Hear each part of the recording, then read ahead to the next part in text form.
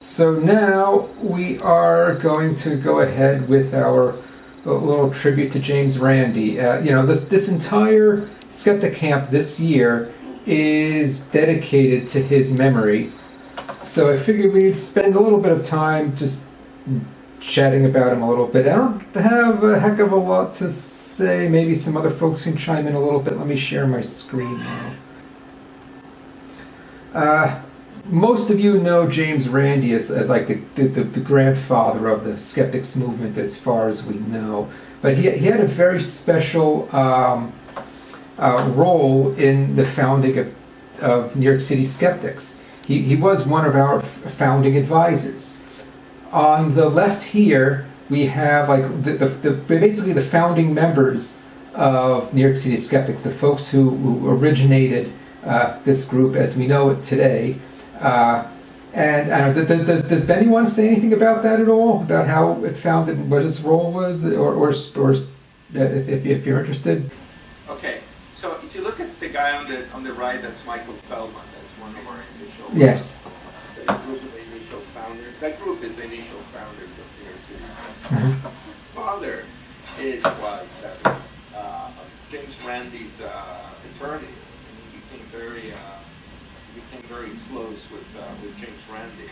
So he knew him, and Randi was on our original board of advisors in the organization. And a year after we started, Randi came to give us a lecture at Rockefeller University, which is the picture on the right. And that was the first time. I mean, that was, for me, it was a very important moment. I mean, all of us, not all of us, there's a lot of us here whose Randi was inspirational when we got here. If you hadn't been for Randi, I probably wouldn't be here. And that was the first time we met him, and he came to give that wonderful talk at Rockefeller University. And then we went to dinner with him at the Carnegie Deli on the left. And those were the original founders of New York City Skeptics. Mm-hmm. Subsequently, he came to a number of our events. He came to like 3 Nexus events, or 4, I don't remember. And so yeah, he was a big part for New York City Skeptics and all of us. Mm-hmm. And he was a big supporter of SkeptiCamps too. I'll talk about the amazing meeting later. He gave a community award to Reed Esau, the founder of SkeptiCamp. He very strongly encouraged these types of events to occur. So yeah, I figured just in case, for those of us who might not be quite familiar with James Randi's work, I decided, I know I had rules against videos and stuff like that, but I wanted to just, fill some time, I guess. This is an edited video of James Randi at work debunking someone who claimed he had supernatural powers. You're going to see the demonstrations first. Yeah, that's Bob Barker, by the way, hosting this, and you're going to see James Randi's solution for putting this for figuring out what was going on. Tonight on this stage, you are going to meet a man who claims he can move physical objects using only the powers of his mind. All of us are very pleased, not just pleased, but excited to have you with us. What's his name? Hydric? To have psychic powers. Yes, I do. Is this something that you have discovered recently, or have you known of it since childhood? How did it all begin? Well, everyone's born with it. It's just a matter of development. What are you going to do, James? I'm going to move a pencil for you. With just psychic powers? Just psychic powers. Very well. Yeah, James Hydric is his name. In case that's the name of this person here.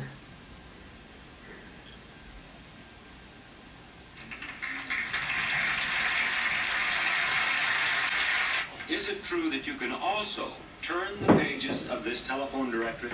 Yes, it is. And you will do that for us? I'll try. Should I take the pencil off the table? Yes. All right.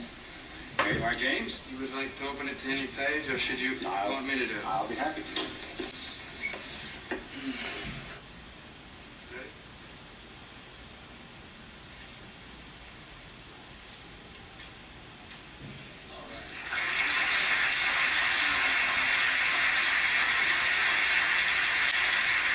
The amazing Randi maintains that you did not use psychic power, but that it was trickery. And he is prepared to pay you $10,000. This was before it was $1 million. Using psychic power. Here he is, the amazing Randi. Eventually, he challenged them for $1 million. This was before. Now, you saw James' demonstration from backstage. Yes, I did. And do you accept that as a demonstration of psychic power, or do you believe that he used trickery? I don't accept it as a demonstration of psychic power, Bob. I think that the solution is rather simple. I think that Mr. Heydrich is merely, to accomplish this effect, blowing on both the page and on the pencil. And the reason is rather simple, because the pencil reacts to even the currents of the air conditioning in this studio. It will be very difficult to try to put controls on it in such a way that normal currents of air that are present all the time would not move the pencil. For example, it moves very, very easily. All right, you're not going to ask him to do that. That's one down, one to go, James. You are prepared to pay him $10,000 if he can turn the page of the telephone directory with certain controls. That's right. Since my theory, as yet unproven, of course, is that it's accomplished simply by blowing, though rather cleverly, I must admit, done, there should be a way, a simple way, without a lot of instrumentation, to demonstrate that fact by using one very simple control.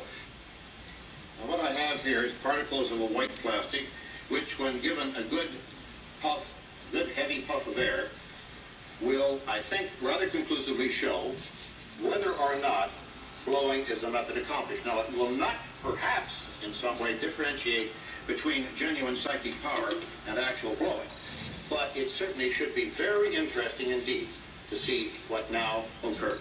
James? Ready?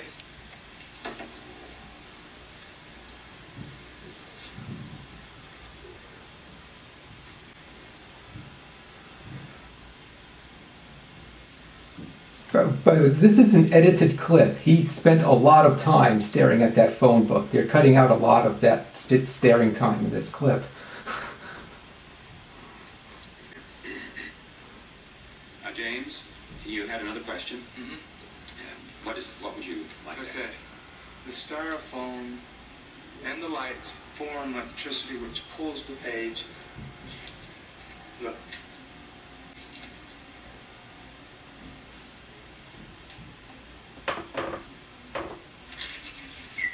Pulls the page down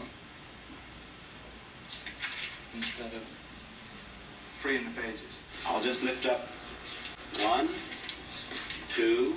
Lift them in a bunch, if you would, Bob. Just take about a quarter of an inch of them. All right, there, like that. That's fine. Gently, place them down gently so it doesn't disturb the phone. I know, I thought you Well, the other way? Yeah, the other way. That's what I thought you meant. Would that Sure. be helpful to you? The static is going to still be here because of the foam. See, that's Well, what I'm it is saying. the opinion of the judges that there is not enough static formed by the foam to be a problem. So, under the conditions agreed upon, it would seem that now you should at least try with psychic power to turn the page of the telephone directory, James. There were 3 judges over here. You see him sitting over there. This clip doesn't focus on them too much, but they are there. Independent judges, you know. Just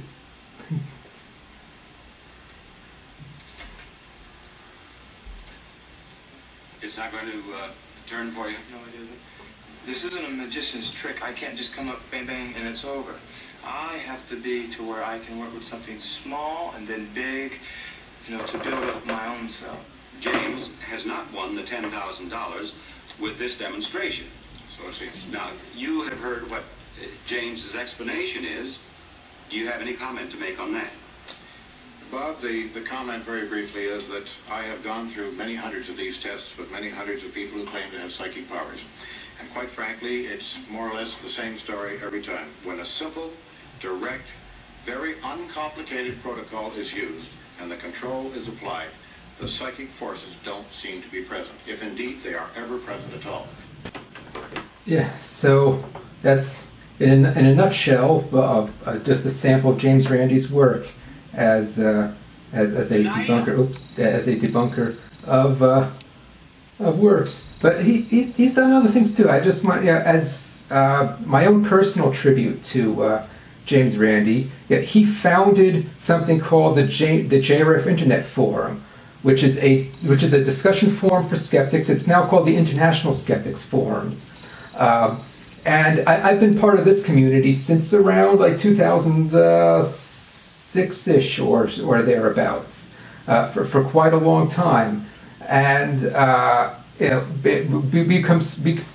we become such a community that we start to form our own conventions. And the Amazing Meeting was a skeptics convention that took place in Las Vegas every year. It was founded by the members of that discussion forum. And I just have here a couple of clips. These are from two different TAMs. This is TAM 2011, James Randi. These are my own photos. My pictures of James Randi are not always that great. He's kind of stuck behind the microphone there, but he participated in some panels here. This is about the ethics of doing paranormal investigation. And of course, he was always very friendly, always willing to take photos with his fans. Never hesitated to actually meet us at the Amazing Meeting that he hosted. So I always very much appreciated that about the person, about James Randi. So yeah, we are definitely going to miss him quite a lot, and I hope everyone appreciated that. So someone asked, what is TAM? Yeah, TAM was the Amazing Meeting. It was a skeptics it no longer runs, but it was a skeptics conference. It took place every year in Las Vegas with a couple of other TAMs and a couple of other locations a couple of other times, but it was mostly in Las Vegas. And if you're looking for the nearest equivalent, there's the SciCon exists today in Las Vegas as well, and Nexus too. If you're on the if you're on the East Coast, it's somewhat similar to Nexus. Mitch, can I show take 10 seconds to show my own selfie with him and give a 10-second story? Absolutely. We got all right. Yeah, so this is not this last icon, but the previous one. And I was just walking by, and he pointed at me and said, "You may be insane." And I was like, whoa. I was like worried about his cognitive ability because he was already frail. And I was worried if that was just a random statement. I looked around, there was no one else around me. And I didn't realize I was wearing a shirt from The Big Bang Theory with a quote from Sheldon Cooper, which says, "I'm not insane, my mother had me tested." So he was commenting on that. I thought that was great. Typical Randy. Yeah, that was so nice. All right. Mitch, So, let me get my 10 seconds in here too, if you don't mind. Actually, if you go back to that picture you put up of Randi at Nexus 2012, I put the article I wrote about Randi in the chat. You can actually pick me out in that. I'm all the way in the back with the black hat and the black shirt on, all the way to the right by the doorway. That was my first time coming to any kind of skeptical conference. I had been in the skeptics purview for a long time. why isn't this right? But I was kind of like just living my life at the time and saying like, well, I'm having fun and that's all I need. But standing there and watching him talk about Peter Popoff was what made me realize that I had to get off my ass and do something. Wow. And now I'm the president of the New York City Skeptics and published 350 articles on AIPT science from 60 different authors, et cetera, write for Skeptical Inquirer, and I get to meet all you nice folks. So Randi definitely had tangible effects on a lot of us. Very cool. Susan, do you have the beard picture? Do you have the SciCon beard picture available easily? Anyway, so Right, Mitch. Yep, there you go, right there. where's the picture? So you were standing over here somewhere? That's me. Wow. Okay. Yeah. I'm also in the audience. I don't think I'm in the picture. I think I sat someplace on this side. So I think I got cut off from the photo.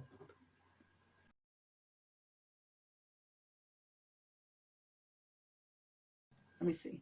I don't think I ever made it into the beard picture, Tam. We did Probably. two, actually. One was with Randi and one was with a few years later.